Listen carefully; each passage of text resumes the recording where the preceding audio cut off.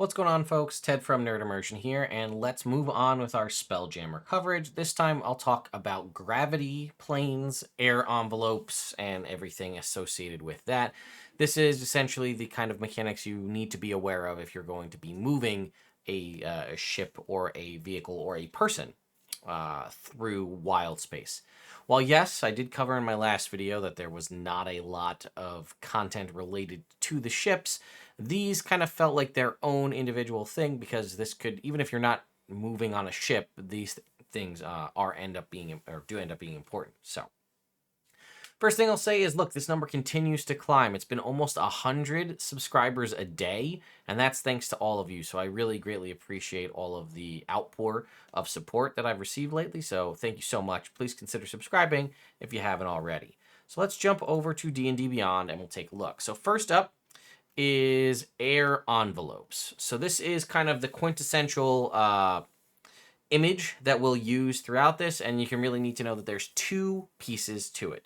There is the gravity plane, which sort of bisects the middle, and the air envelope, which was represented by the white sort of ovoid shape that you see there.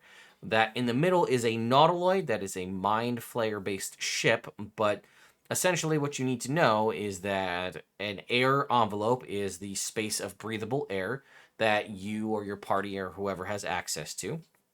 It extends in front, behind, above, and below the ship. It also works around individual characters, though it is much smaller for them. So if we were to scroll down and take a look, it says air envelopes of creatures. This table right here, which you can see, is basically what it is for around an actual creature. So most of our characters will either be small or medium size, which means we have a 5-foot cube air envelope around us. And basically we have a minute's worth of air. So if you find yourself trapped in Wildspace, you have about a minute before you start, you basically run out of air completely within your air envelope. So that is why typically when people travel through Wildspace, unless they have the opportunity to do so without breathing, which realistically there are options that let you do that, you would likely need a vessel of some kind. So objects also have air envelopes, as it states here. For example, a spherical planet 5,000 miles in diameter has an air envelope 15,000 miles in diameter, with the planet at the center of it. So 5,000 mile diameter planet, 15,000 mile diameter, which gets into some funky stuff when we talk about traveling. But an air envelope need not be spherical. For example, a block of wood, 1 foot by 2 foot by 3 foot, is surrounded by more or less rectangular envelope, which is essentially triple that, 3 by 6 by 9. This is the air envelope around a spelljamming ship is typically an ovoid, again, as we saw around that Nautilus ship there. It has a keel length of 180 feet, so the length of the ship is 180 feet. So the air envelope continues in 180 feet in all directions. So 180 feet front, behind, top, bottom. The air envelope around a habitable planet is called an atmosphere. That's just terminology there. But we will need to talk about overlapping air envelopes, where basically one thing has an air envelope and something else comes into it, whether that's two ships passing each other or a ship docking at a planet or a station or what have you. Also, regarding fire, traditional fire cannot exist in Wildspace, as there is no oxygen there in which to, it's a vacuum. Magical fire will still exist, like you can cast a fireball and it'll blow up, but it obviously won't be able to catch anything on fire because at that point it's the explosion is the magical fire, the catching things on fire is traditional. Additionally, on top of the air envelope, there's also air quality, right? You might have air, but if this breathable air, is it good air to breathe? Fresh air is what everybody wants here. That's the stuff that gives you general no issues with breathability. And an air envelope for a ship remains fresh for 120 days. It appears that it doesn't matter which ship, size, or scope, as long as you have a normal crew complement, you will exhaust that within 120 days. If you bring on more people, it will reduce that. Foul air is stale, and foul air rather is stale air basically. So any creature that breathes in foul air becomes poisoned until they get a breath of fresh air, and this starts at basically day 121 after the fresh air has been depleted. And lastly, we have deadly air. Any creature that tries to breathe deadly air begins to suffocate immediately. It's unbreathable. So let's talk about overlapping air envelopes.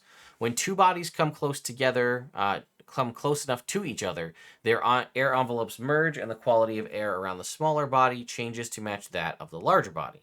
When the body later moves away from each other, each one reclaims its own air envelope. For example, if a damselfly ship with a foul air envelope enters an atmosphere of a planet that has fresh air, the two air envelopes merge and the damselfly ship's air quality changes from foul to fresh. If that ship then merges its fresh air envelope with a deadly air envelope surrounding a derelict ship, the damselfly's air quality would change from fresh to deadly. Okay, so that's kind of just how that works. Now, the gravity plane, this one's a little bit tricky to kind of wrap your head around, because you saw that gravity plane with that nautiloid thing, it bisects the middle of it. And there was all those arrows that were pointing from top to bottom and bottom to top to meet in the middle. And that's because the general plane of gravity falls on the ship. So if you are on the top of that plane, you could walk around as normal. And if you were on the bottom of that, you could walk on the bottom of the ship as normal. The only point where it gets kind of funky is if you find yourself in the plane itself, where you just kind of endlessly spin with no way of knowing up or down. So it says, in Wildspace and on the astral plane, gravity is an accommodating force. In that direction of its effects seems to be that which is most convenient. For any object the size of a planet or moon, gravity pulls everything towards the center, meaning that creatures can stand upright anywhere on the surface. For smaller objects such as spacecraft, gravity doesn't radiate from a point, but rather from a plane, again, that we talked about, that cuts horizontally through the object.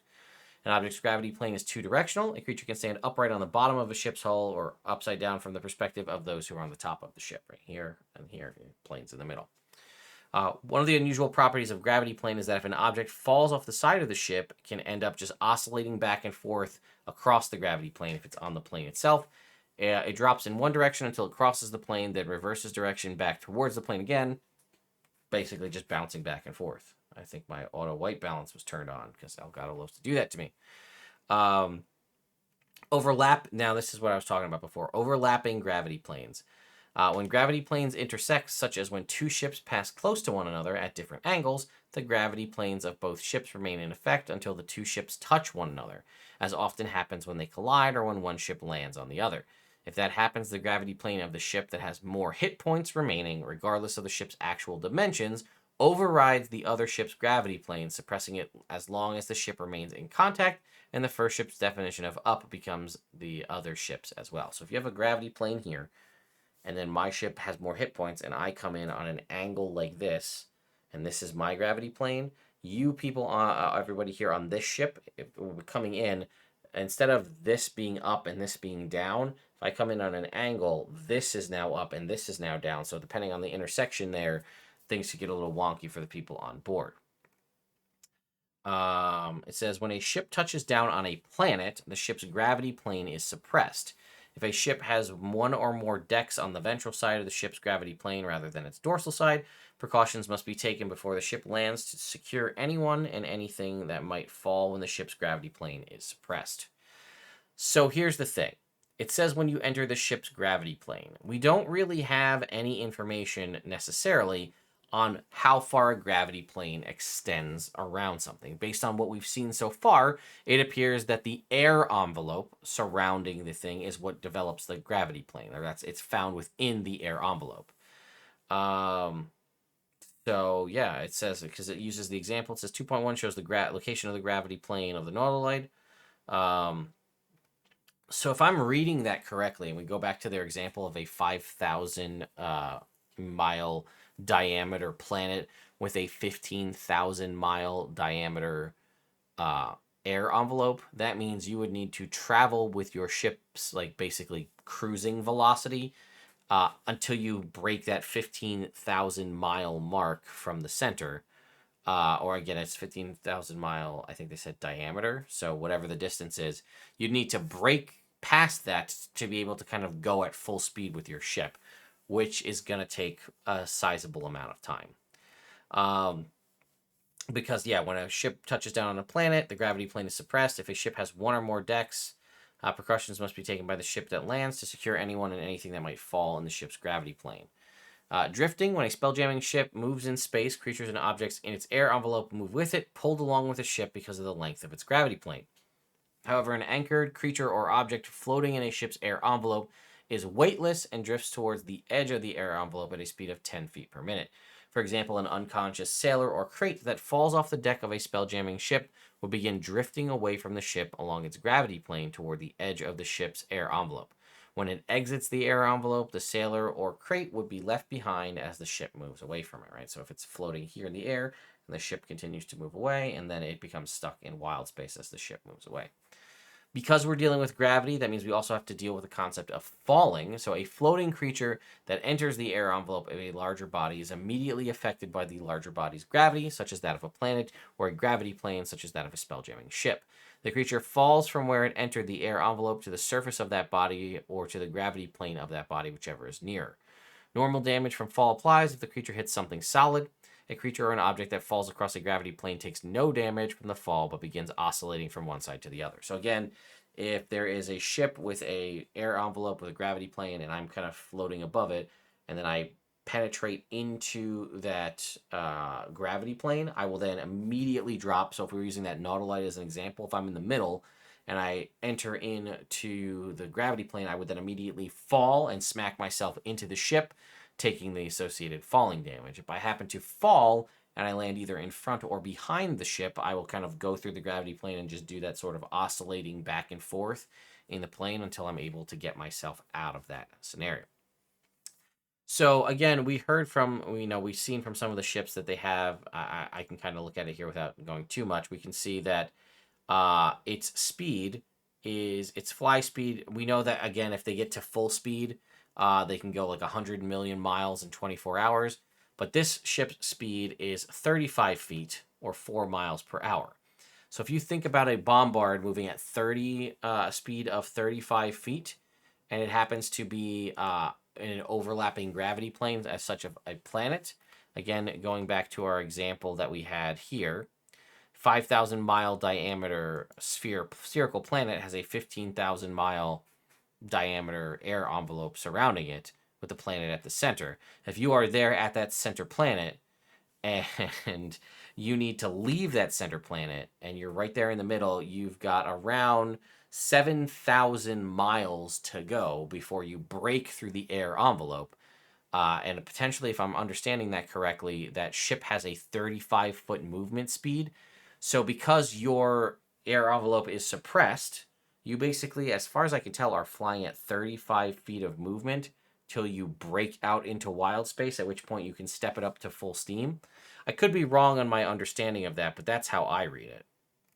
So, because, yeah, your gravity plane is suppressed. So you're stuck on the planet's gravity, moving at your standard sort of normal speed. And I think it even says that, right? It says, a spelljamming ship automatically slows to its flying speed when it comes close to something big enough to have its own air envelope and gravity plane. Yeah. So it slows to its flying speed, which is 35 feet. So good luck getting from that planet out to the point where you can get up to full speed when you have 7,500 miles to go and you're moving at 35 feet, aka 4 miles per hour. Going to take you quite a long trek to the point where you can get up to speed. Again, just using their own examples. So, I don't know, folks. That is just my quick rundown of how the gravity and gravity and air works within Spelljammer. There's not much more really to handle here. I think that'll pretty much wrap us up for this video. Next time we will go through. We might do a quick hit video just to cover astral fishing because I love fishing and that's kind of silly. But we'll go into the Spelljammer vessels in probably the next video, talking through the 16 different ship models, and then also having to go look up what some of the things mean because there's terminology there that's not explained. For example, when I were to look at a ship, some of it makes common sense to me, right? The armor class, the hit points, the weight, the crew needed to run it, how long and how big it is, right? The keel and the beam, the cost to purchase one, its speed, it lists any weapons that it has. But then it also has something listed as damage threshold. And I feel like most people wouldn't necessarily know what damage threshold is. It's explained as far as ships go in Ghosts of Saltmarsh, and it is explained in as far as what it actually is in the Dungeon Master's Guide. But I feel like most people don't know about that. Again, it's kind of self-explanatory, but I wish it would have been explained here in this book, because it also doesn't reference anywhere in this, as far as I could see, hey, if you're looking to learn damage threshold, go look at this section of the Dungeon Master's Guide. So, you know, you just have to kind of know, I guess, or just search it on D&D Beyond. I don't know. We'll talk about that more in future videos. Anyway, thank you all so much for watching, and I'll see you next time.